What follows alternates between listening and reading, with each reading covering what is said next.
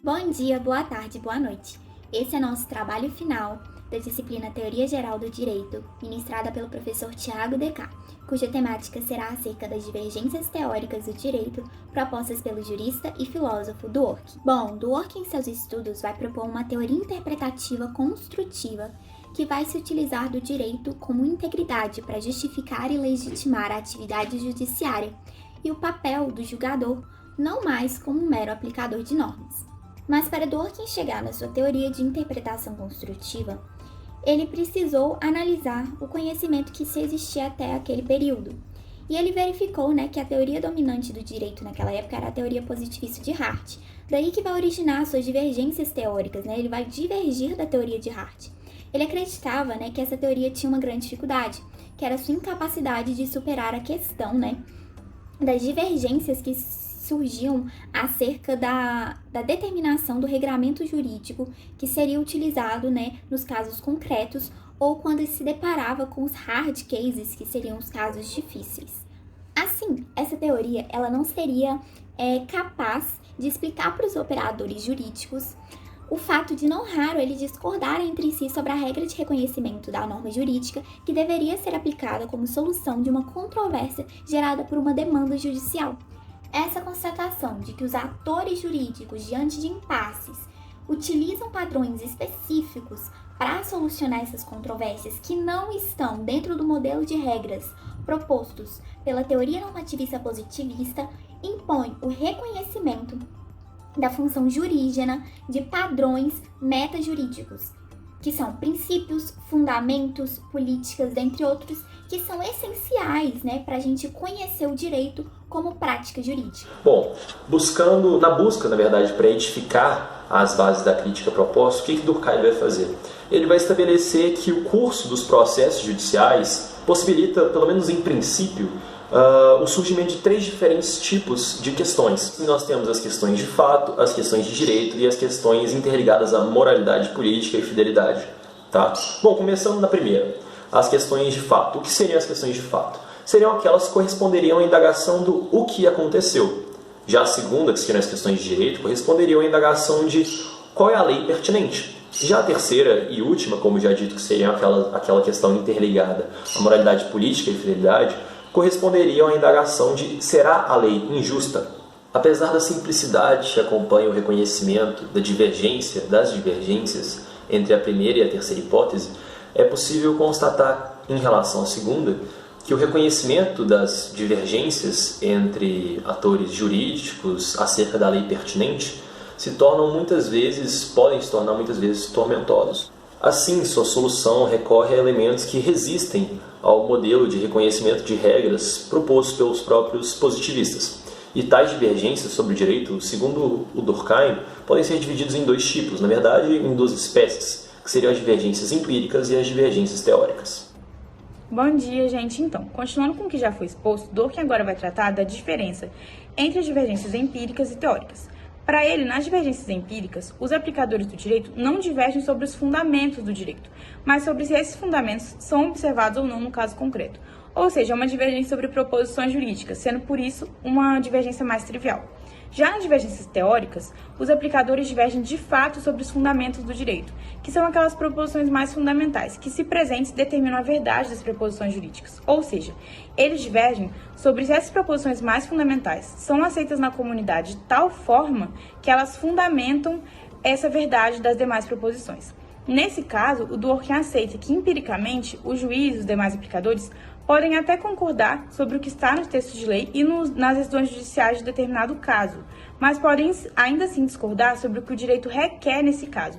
Isso porque podem não concordar, podem divergir sobre se esses textos de lei e esses precedentes esgotam os fundamentos do direito. E é justamente nessa divergência, na divergência teórica, que para o Dworkin está o problema da teoria do direito que era dominante na época, que era o positivismo jurídico. Para ele, o positivismo não consegue explicar esse tipo de divergência, e é justamente esse problema que faz com que o Dworkin surja e crie o seu conceito interpretativista do direito, que abrange não só as regras, como os princípios. Então, pessoal, vamos falar mais então sobre a teoria do Dworkin, Continuando o que os colegas estão falando. O que ele pensava sobre essa divergência do direito, O que se filósofo, esse pensador, esse jurista pensava, né? Segundo Dworkin, a doutrina não tem nenhuma teoria plausível acerca da diferença teórica do direito. Ele diz ainda que a maioria dos filósofos já decidiu que a divergência teórica seria uma ilusão. Ou seja, na verdade, os aplicadores do direito estão de acordo quanto aos fundamentos da lei. Estão pensando outra coisa. O direito nada mais é do que o que as instituições jurídicas, como as legislaturas, os tribunais, decidiram no passado. E ponto. Essa forma de compreender o direito é tratado por Dworkin como direito como simples questão de fato. E segundo os defensores desse ponto de vista, né, o direito se constitui a partir de práticas sociais consagradas ou decisões institucionais explícitas, objeto de deliberações passadas. Né, é um ponto, é o que decidiu no passado, é isso. Existe, portanto, como uma simples questão de fato. Assim, quando os aplicadores do direito divergem, não divergem quanto a esse fato, que é o que o direito é, mas estão, na verdade, divergindo sobre aquilo que o direito devia ser. Acerca de questões de moralidade e de fidelidade, as quais são metajurídicas por excelência. Bom dia, pessoal. Dando continuidade à fala dos meus amigos que vieram anteriormente, segundo Dworkin, esse ponto de vista que predomina nos meios acadêmicos é mais uma evasiva do que uma teoria propriamente dita, visto que ele não consegue compreender de forma adequada as divergências entre os aplicadores do direito, limitando-se a negar ou até mesmo transmudar a sua natureza. Para tais teorias, que Dworkin chama, Dworkin, o filósofo do direito norte-americano, chama de teorias semânticas do direito, o aplicador do direito, ele geralmente segue certos critérios linguísticos para que se cheque a veracidade ou até mesmo a falsidade das proposições jurídicas apresentadas. Diante dessa premissa, os semânticos eles estruturam a sua doutrina sob o signo da validação desses critérios. O que o Dworkin vai nos dizer é que estes juristas, estes teóricos, esses adeptos dessas teorias, eles foram acometidos pelo que ele chama de ferroada semântica, que faz com que a estrutura criterial valha para todos os conceitos jurídicos, o que não se sustenta na prática. Na verdade, ele vai dizer que o principal problema é que essas teorias, além de não se sustentarem na prática, elas escondem que essas divergências existem entre os juristas, e elas existam de forma propriamente dita, principalmente, segundo ele, nos hard cases. Além disso, a principal teoria semântica para Dworkin seria a teoria positivista, mas também se enquadram facilmente neste critério a teoria realista do direito e a teoria do direito natural. Bem, pessoal, dando seguimento aí o que os meus colegas expuseram, né?